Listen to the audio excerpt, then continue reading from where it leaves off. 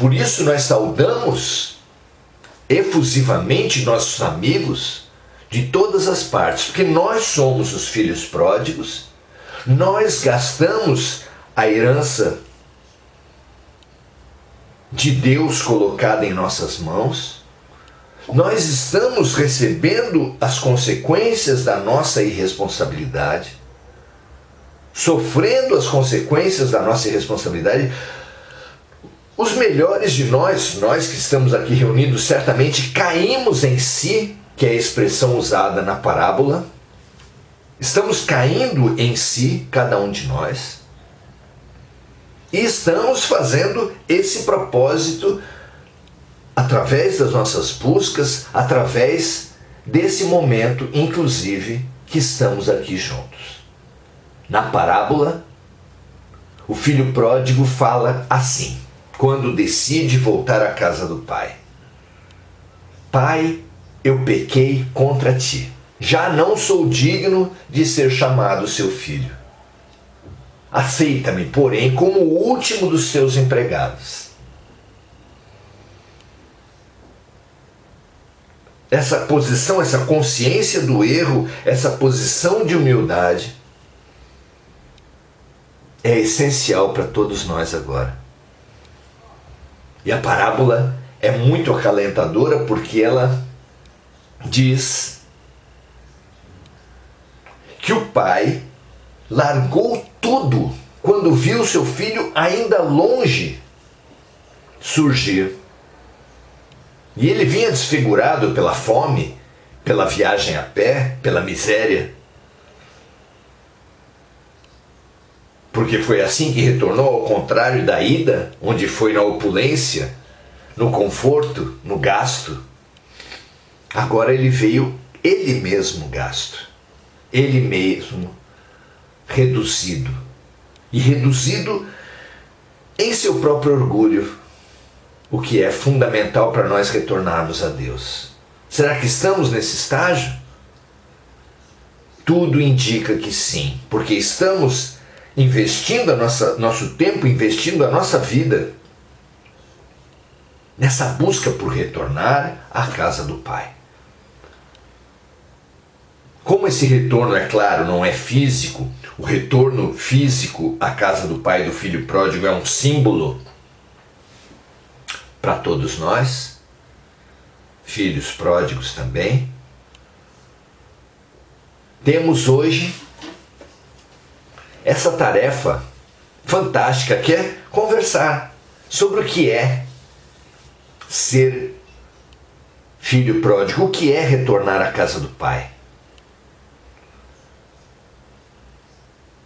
Nós, humanidade, ao longo da história,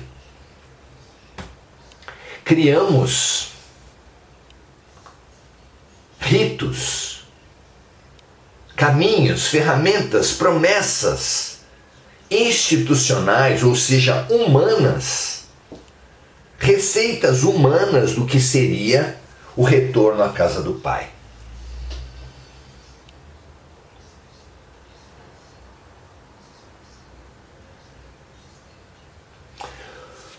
Um desses mitos humanos é o mito do conhecimento humano.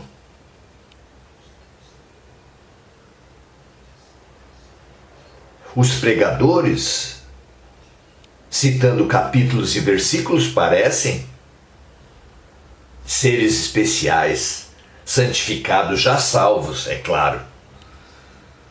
Os escândalos, porém, mostram que não. Mas ainda hoje, as multidões se inebriam, idolatram os pregadores, os sacerdotes, os palestrantes, na ilusão de que eles teriam resolvido a sua própria questão existencial.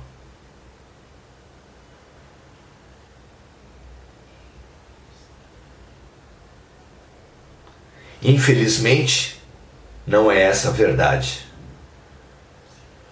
Também ilude-se a multidão pensando que o dom mediúnico A conversa com os planos superiores seria uma característica da elevação espiritual.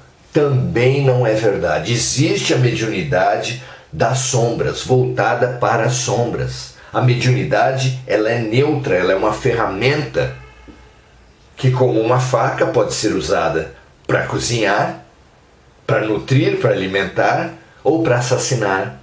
Pode ser usada para a vida ou para a morte.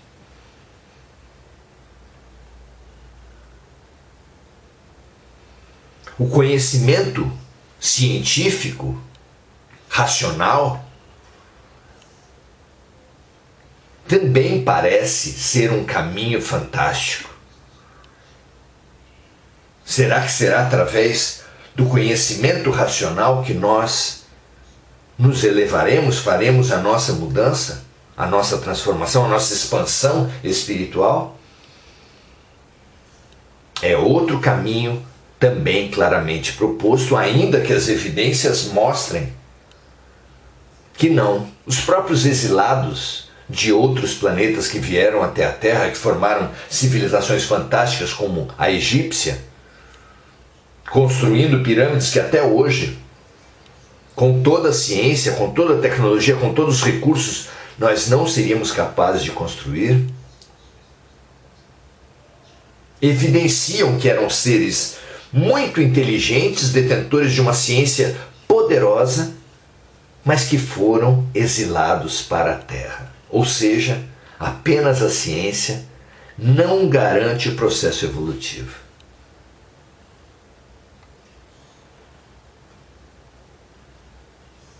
A caridade, a solidariedade, a doação de bens, o desapego, vem então como resposta de muitos, como caminho essencial para a evolução. No próprio Espiritismo, não falaram os Espíritos, não referendou Allan Kardec que fora da caridade não há salvação? Caridade não está reduzida aos nossos templos, na doação de cestas básicas, eventualmente a doação de cobertores, de brinquedos, de roupas. Não é isso a caridade? Infelizmente, mais uma vez, o ser humano, as religiões, as instituições, o comodismo humano reduziu uma ideia generosa a uma prática mesquinha. Porque é claro que a doação de bens não é caridade. Caridade, etimologicamente, na origem da palavra, vem da palavra caro. Caridade é a capacidade de ser caro, de ter alguém caro. Caro tem duas linhas de significado. É claro que caro pode ser uma coisa muito custosa do ponto de vista monetário, mas evidentemente não é isso que se fala aqui. A segunda linha de significado, que é a que dá origem à palavra caridade, é aquela que antigamente nas cartas as pessoas usavam: meu caro amigo, minha cara irmã. Caro quer dizer querido, caro quer dizer próximo ao coração. Caro e caridade, para os tradutores dos evangelhos, é sinônimo de amor. Quando em João nos é revelado que Deus é amor, em algumas traduções está lá que Deus é caridade. Num momento altíssimo dos evangelhos, quando lá em Coríntios, Paulo de Tarso transmite um poema magnífico, no capítulo 13,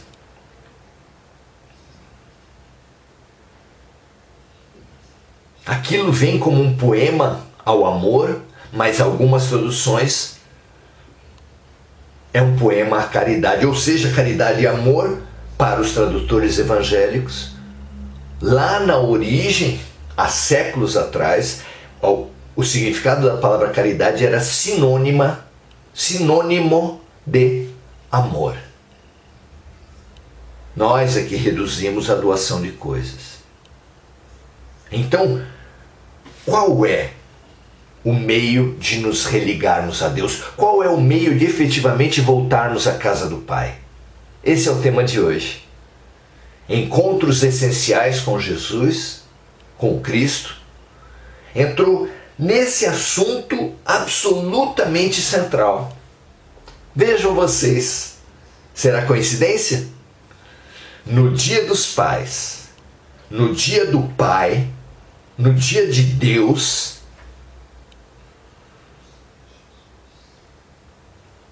nós somos chamados a refletir sobre qual é o aspecto central para nós conseguirmos o retorno a Deus, o retorno à casa do Pai, a comunhão, a religação, o ato religioso, verdadeiramente religioso, porque religião quer dizer religação. O ato verdadeiramente religioso, o que realmente nos religa a Deus, a essência da vida, a essência de nós mesmos, o que será? Temos muitos mitos, muitos produtos institucionais, humanos, que nos prometem essa religação e, evidentemente, nenhum deles entrega o que promete. Listamos aqui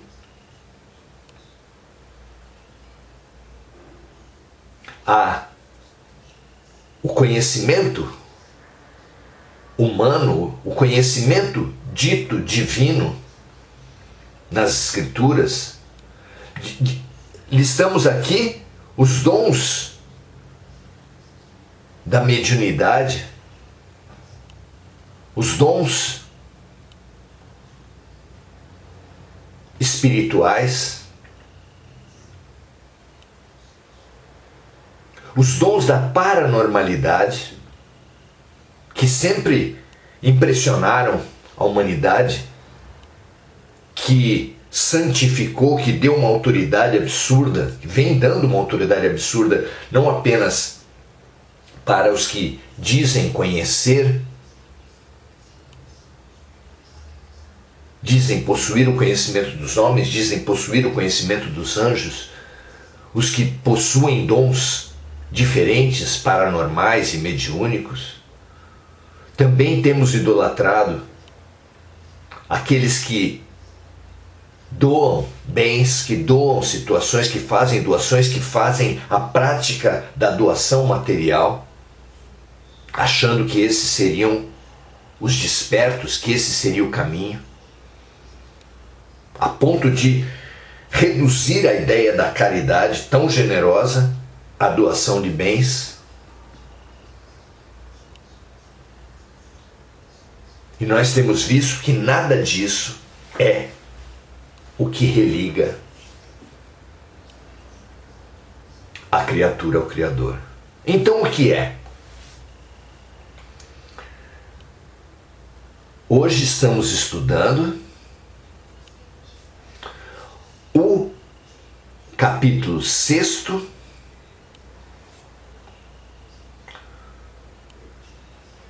do Evangelho de Mateus, capítulo 6 do Evangelho de Mateus, nos seus versículos 16, 17 e 18, que dizem assim: E quando jejuardes, não vos mostreis contristados como os hipócritas, porque desfiguram seus rostos, para que aos homens pareça que jejuam. Em verdade vos digo que já receberam seu galardão. Ou seja, os ritos propostos pelos homens, os ritos propostos pelas religiões, não nos harmonizam com Deus, apenas nos posicionam nos favorecem, nos trazem reconhecimento e fama perante os homens. E Jesus ensinou que esse não é um ato religioso. Que quem faz atos religiosos voltados aos homens, nada esperem de Deus, porque já receberam aqui na terra a sua recompensa. Mas ensina assim: tu, porém, quando jejuares, unge a tua cabeça, lava o teu rosto, para não pareceres aos homens que jejuas, mas a teu Pai que está em secreto, e teu Pai que vê em secreto te recompensará publicamente. Não é fabuloso isso? Completamente coerente com o momento em que Jesus revela que o reino dos céus está dentro de nós. O ato de religação da criatura com o Criador não é nenhum desses atos sociais. Não é nenhum desses atos exteriores, mas é em secreto, é dentro de nós. E o que é? Dentro de nós, o que é que religa a criatura ao Criador? Vamos estudar no mandamento maior, reafirmando e sintetizando tudo que temos estudado aqui, que Jesus disse qual é o mandamento maior, qual é o sentido, qual é a religação da criatura com o Criador, ao proclamar o primeiro mandamento: amar a Deus de todo o teu coração, de todo o teu entendimento, com toda a tua alma, e ao revelar o segundo mandamento, que é semelhante ao primeiro, segundo ele, que diz: ame o teu próximo como a ti mesmo. Revelando ainda que nisso está contida toda a lei e os profetas. Numa palavra, então, o que religa o Criador à criatura, a criatura ao Criador, o que é? Vamos então para aquela resposta, para a resposta maravilhosa dessa nossa pergunta, que precisa servir para todos nós, para focarmos, vivermos o mundo, vivermos as coisas da matéria, mas com foco no essencial, naquilo que religa a criatura ao Criador. E a resposta maravilhosa para isso está na primeira carta aos Coríntios, em que, pela mediunidade de Paulo, Jesus nos vem dar a resposta, mais uma vez. O que é que religa a criatura ao Criador? E ele diz: combatendo todas as falácias humanas, todas as receitas humanas, nos aponta o que há de divino no convite da matéria, no convite das coisas. Nada, ciência, religião, doação de bens, nada disso está desqualificado. Mas só estará qualificado, só servirá como ligação da criatura ao Criador, com uma condição. Qual é? A resposta vem assim: ainda que eu falasse as línguas dos homens e dos anjos, e não tivesse amor, seria como um metal que soa, ou como um sino que tine. Ou seja, muito barulho a partir do oco, a partir do vazio. Não é? E continua Jesus através de Paulo: e ainda que eu tivesse o dom da profecia, a profecia era como os judeus chamavam os dons especiais, os dons espirituais. Então, ainda que eu tivesse o dom da profecia, conhecesse todos os mistérios e toda a ciência, e ainda que tivesse toda a fé, de maneira que transportasse os montes, e não tivesse amor, nada seria. Não se trata de uma concorrência, ou deixar de fazer todas as coisas, ou negar a ciência, ou negar os dons mediúnicos, ou negar a paranormalidade, os dons espirituais como um todo. Não se trata de negar nada. Se trata de entender o que é essencial.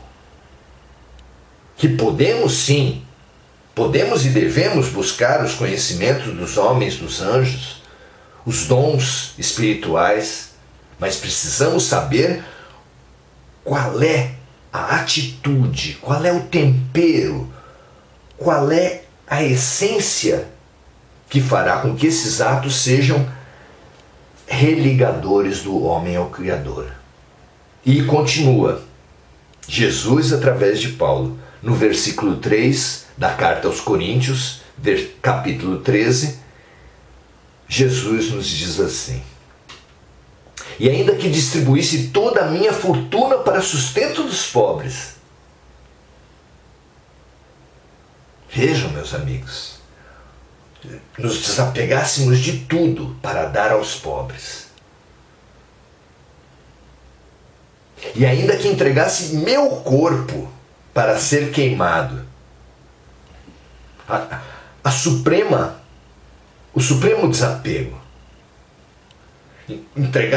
Sacrificássemos nossa própria vida pela humanidade. E não tivéssemos amor, nada disso me aproveitaria.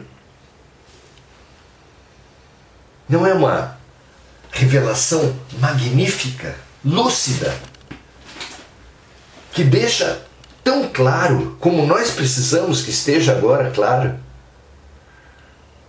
o essencial? E continua Jesus através de Paulo: o amor é sofredor.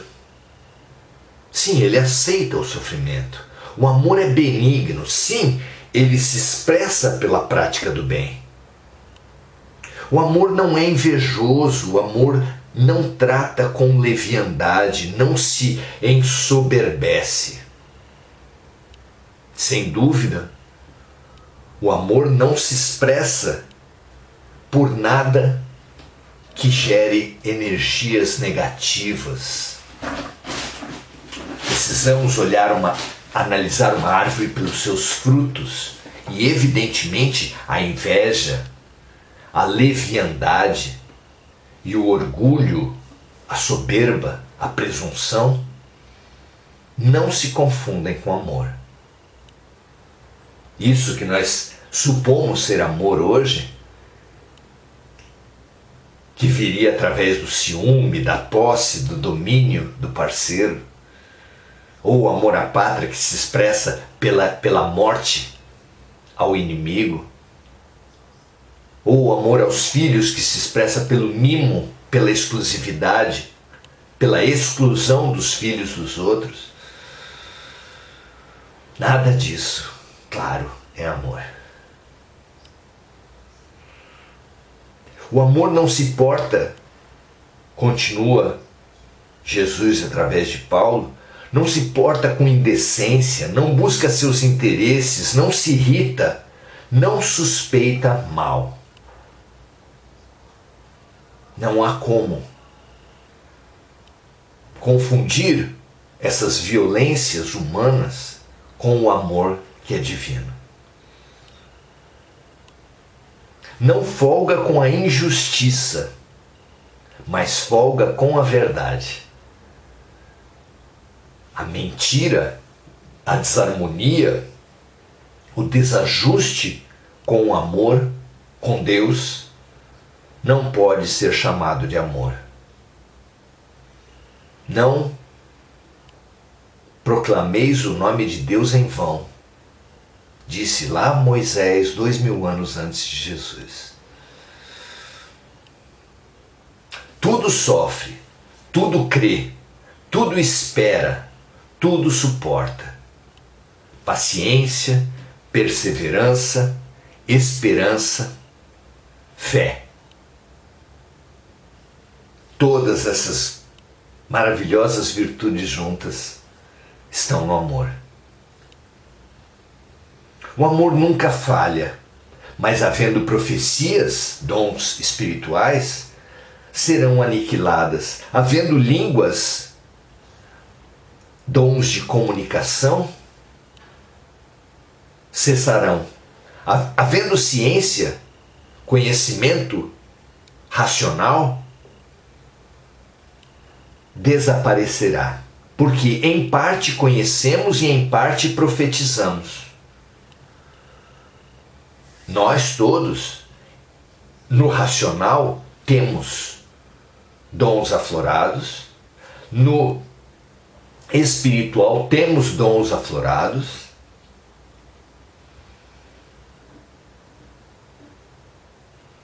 mas, continua Jesus, quando vier o que é perfeito, o amor, então o que é em parte será aniquilado, ou seja, o que é em parte só ganha importância na religação com o Criador quando é praticado com amor.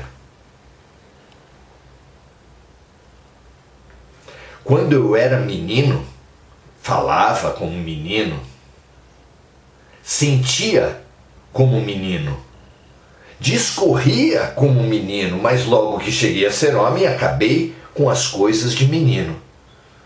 Então é claro que todos esses caminhos, eles são úteis. Os dons de comunicação, as ciências dos homens, os dons mediúnicos, os dons paranormais, todos esses são caminhos importantes, que servem até um certo ponto, mas atualmente estamos para ganhar a maioridade e precisamos saber o que é essencial. Quando eu era menino, agia, pensava, discorria como menino. Agora que sou homem, preciso saber o que realmente é o ponto de mudança. Porque agora vemos por espelho, em enigma. Mas então, veremos face a face. Agora conheço em parte, mas então conhecerei como também sou conhecido. Verei no outro o mesmo Deus que então verei em mim mesmo. Naquela proposta linda do hinduísmo, do Namastê. De nós saudarmos no outro o Deus que habita em nós. Agora, pois, permanecem a fé, a esperança e o amor, esses três. Mas o maior destes é o amor. É o amor o que vem por excelência religar a criatura ao Criador. Que nós saibamos que tanto que nós perseguimos de poder, prazer, beleza, fama, nada disso por si é ruim. Mas tudo isso só terá realmente valor se praticado, se ferramentas, se vivências em exercício do amor profundo e universal que Jesus veio exemplificar tão maravilhosamente. Que toda a Terra, que toda a humanidade ganhe essa lucidez de valores, essa lucidez de visão de tudo que acontece fora e dentro da gente. Porque é dessa lucidez ética, moral, que virá a lucidez dos atos da vida, a lucidez da transição planetária que nos promoverá ao mundo de regeneração. Que assim seja, que todos nós possamos ver e viver sob a ótica do amor. Graças a Deus.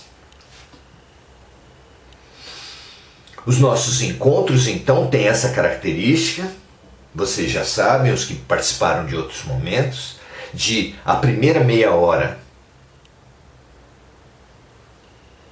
fazermos essa explanação, tentando passar para os amigos a melhor intuição que pudermos captar do alto.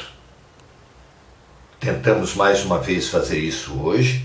Num segundo momento, como acabamos de fazer, transbordamos, prestamos serviço com a dádiva recebida do alto, tentando transbordar para toda a humanidade essa lucidez desse momento. E agora, como terceiro momento, chamamos os amigos para saudá-los e eventualmente para trocar alguma informação. Paula Maria Fernandes Lopes, muito boa noite. Gugu Souza, que também nos saúda, pratica a gratidão como sempre, dizendo que quanto mais ela sabe, mais sabe que nada sabe.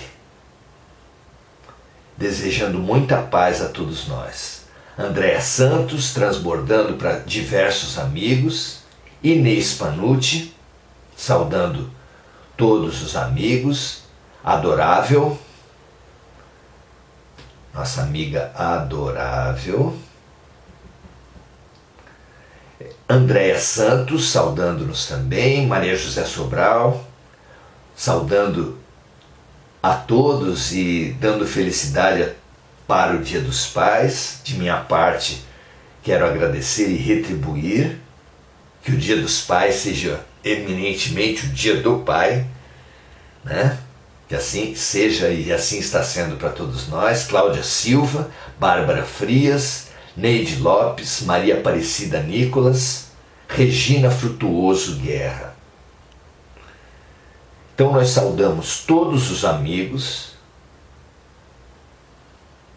e então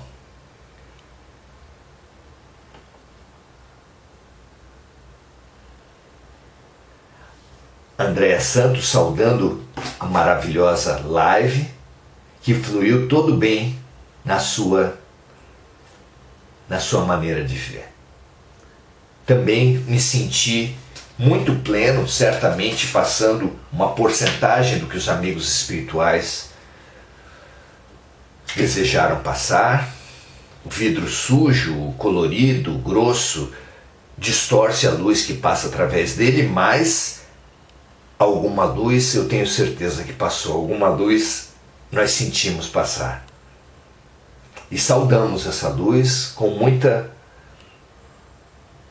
consciência,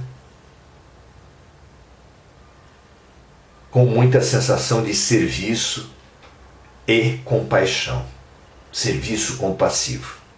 Que assim seja para todos nós e que convido vocês também a servir pelo transbordamento, pelo compartilhamento dessa live. Passe para todos, passe para o máximo de pessoas. O mundo precisa dessa consciência que já foi plantada em nós de inúmeras formas, principalmente pelo próprio Jesus, mas que em nossos melhores momentos, como aqui hoje, relembramos, revigoramos, reorientamos nossas vidas com a essência do pensamento de Jesus, para muito além dos cristianismos, seus ritos, suas prescrições. Fomos junto ao Cristo buscar a essência da doutrina do Mestre. Encontramos o amor e queremos transbordar. Transborde esse amor, compartilhe, principalmente através dos seus atos, principalmente através de suas práticas, de seus pensamentos, sentimentos, palavras e ações. Uma das quais nós estimulamos seja o compartilhamento desse nosso momento. Que assim seja. Muita paz e muito bem para cada um de vocês, e ao longo da semana estão todos convidados às 18 horas para a nossa oração-ação. Que assim seja, ótimo final de domingo, feliz Dia dos Pais, e que a nossa vida toda seja um feliz Dia do Pai. Um feliz Dia do amor, porque Deus é amor. Graças a Deus, até a próxima.